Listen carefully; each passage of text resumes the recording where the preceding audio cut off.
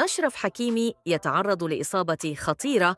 أجبر الدولي المغربي أشرف حكيمي على مغادرة الملعب مصاباً في أواخر الشوط الأول من مباراة دوري أبطال أوروبا التي تجمع بين باريس سان جيرمان وبايرن ميونخ اليوم.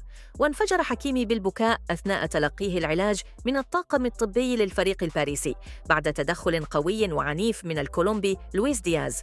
وبعد دقائق قليلة فقط من خسارة الفريق لجهود عثمان ديمبلي بسبب الإصابة، تلقى باريس سان جيرمان ضربة أخرى محتملة بفقدان حكيمي لفترة من الوقت. فبعد أن نجح المدافع المغربي في قطع الكرة من أمام لويس دياز، تعرض لتدخل خشن من الخلف من لدن الجناح الكولومبي.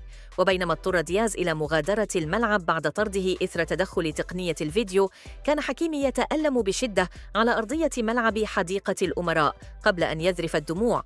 وتدخل أحد زملاء أشرف حكيمي وساعده على مغادرة أرضية الميدان ليشرف الطاقم الطبي على علاجه سريعاً، غير أنه لم يتمكن من مواصلة اللقاء ليعوضه اللاعب سيني مايويلو. ولم تتحدد حتى الآن طبيعة إصابة حكيمي بالضبط.